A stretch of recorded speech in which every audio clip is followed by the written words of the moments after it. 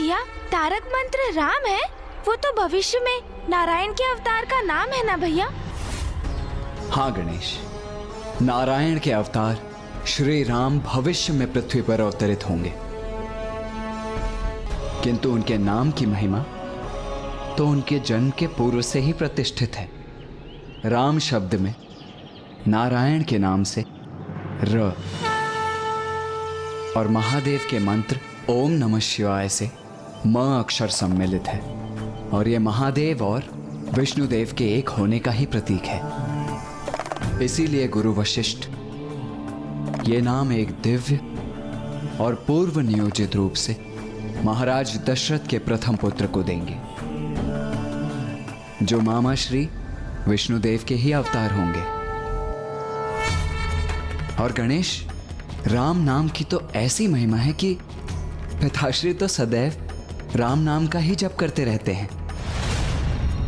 राम राम राम राम। और राम नाम के उच्चारण के साथ ही वो जीवों को सद्गति भी प्रदान करते हैं। किंतु मेरी तो मृत्यु हो चुकी है, फिर मुझे वहां मुक्ति कैसे प्राप्त होगी? क्या हुआ? आप शांत क्यों हो गए? बताइए ना, कैसे प्राप्त होगी मुक्ति मुझे? तुम्हारा ये प्रश्न तो सर्वथा उचित है ज्ञानारी। तुम्हें मुक्ति प्रदान करना कोई सरल सहज कार्य नहीं होगा, क्योंकि जब तुम जीवित थे तो तुमने अनेकों पाप किए, ईश्वर की अवहेलना की, और उसी के कारण तुम पिशाच योनि में आए। किंतु काशी एक दिव्य और पावन स्थली है, और मुझे विश्वास है एक बार हम वहाँ पहुँच गए तो तुम्हें मुक्ति प्रदान करने का भी कोई ना कोई मार्ग अवश्य निकल आएगा।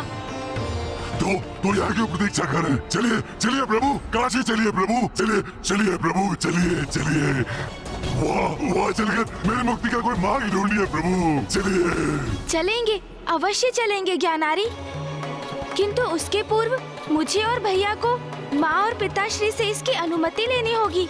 इसलिए सर्वप्रथम हमें कैलाश लौटना होगा। जो भी करना है शीघ्र कीजिए, क्योंकि अब मैं इस पिशाच योनि में और अधिक समय तक नहीं रह सकता। अति पीड़ा में हूँ मैं।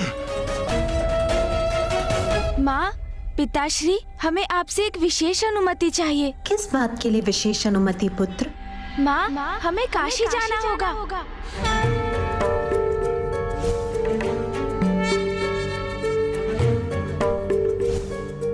काशी? हाँ माँ, किंतु क्या हुआ? आप इतनी विचलित क्यों हो गई माँ? जैसे किसी स्मृति में खो गई हो। नहीं पुत्र, कुछ नहीं। ये मैंने क्या सुना? गणेश के मुख से काशी का नाम? काशी का नाम सुनते ही तुम्हारे पिताश्री तो अति आनंदित हो उठते हैं। किंतु पुत्र कार्तिकेय, पुत्र गणेश, तुम दोनों को काशी जाने की क्या आवश्यकता है? एक पिशाच को मुक्ति दिलाने के लिए उचित कह रहा हूं ना पुत्रों? जी पिताश्री। उचित है। वैसे भी सावन माह में तुम्हारे पिताश्री के सभी भक्त मान सरोवर से पवित्र जल एक पात्र में एकत्रित कर उसे कांवड़ में स्थित करते हैं और फिर उसे काशी विश्वनाथ मंदिर में प्रभु को समर्पित करते हैं। इससे उनके सारे मनोरथ पूर्ण हो जाते हैं। इसीलिए ये तो काशी जाने का सर्वश्रेष्ठ समय है पुत्रों। जाओ पुत्रों, अपना दायित्व निभाओ। प्रणाम पिताश्री। प्रणाम माँ। किंतु नाथ, मैं ये समझने में असमर्थ हूँ कि पुत्र गणेश और कार्तिकेय एक पिशाच की मुक्ति के लिए काशी क्यों जा रहे हैं?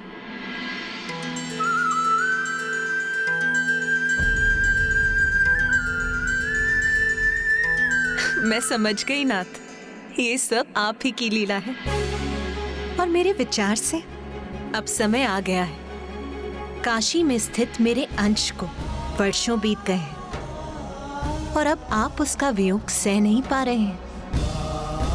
हाँ उमा, आप अपने अंश के रूप में काशी में स्थित हैं और मैं आपके अंश से वंचित रहकर अपूर्ण रहने पर बाध्य हूं। काशी, मेरी सुंदर काशी नगरी, जहां मेरी उमा का अंश मेरी प्रतीक्षा में है, मेरी काशी जिसका परित्याग करने पर मैं विवश हो गया राजा दिवोदास के कारण। महादेव, काशी में एक ही राजा हो सकता है। अब वो आप हैं अथवा मैं। इसका निर्णय आपको लेना है। यदि मुझे यहाँ राज्य करना है तो आपको यहाँ से प्रस्थान करना होगा।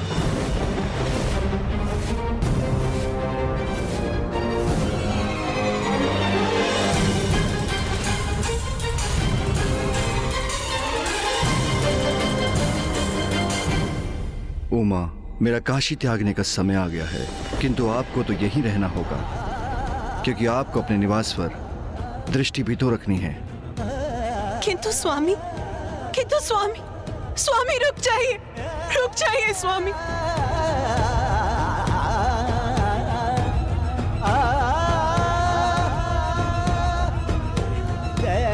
स्वामी तो मुझे छोड़कर प्रस्थान भी कर गए।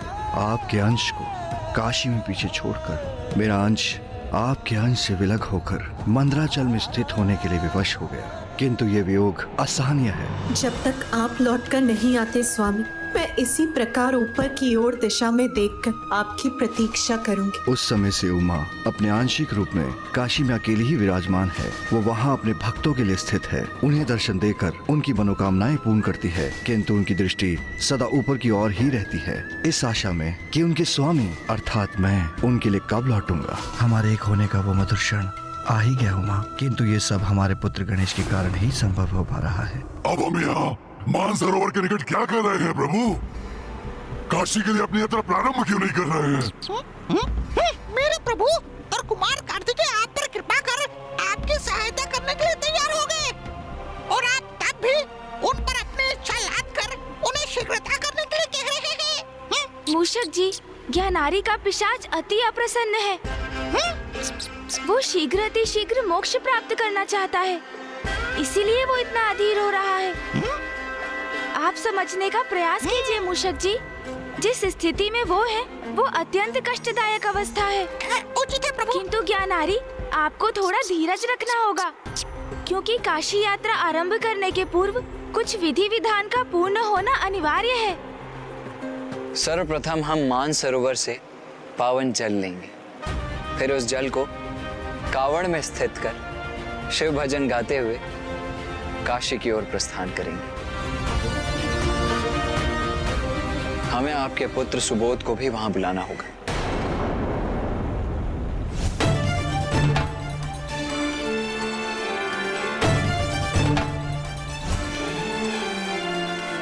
क्योंकि श्राद्ध आदि कर्म पुत्र के द्वारा ही किए जाते हैं। मैं अपने पुत्र सुबोध से भेंट करूंगा। सुबोध। हाँ ज्ञानारी जी, और मैंने एक गण के माध्यम से सुबोध को संदेश भिजवा दिया है। वत्स सुबोध काशी में ही हमसे भेंट करेगा। हम तो यही खड़े खड़े ये वार्तालाप कर रहे हैं। मैंने आपकी तब भी प्रतीक्षा की थी जब आप काशी जाने की अनुमति लेने गए थे, किंतु अब ये विधि विधान आरंभ होने की प्रतीक्षा कर रहा हूँ। अब अधिक प्रतीक्षा करना संभव नहीं है। चलिए शीघ्र यात्रा आरंभ करते हैं। चलिए। आओ गणेश, हम भी अपनी यात्रा आरंभ करते हैं। हर हर महादेव, हर हर महादेव, महादेव, हर हर महादेव, हर हर महादेव।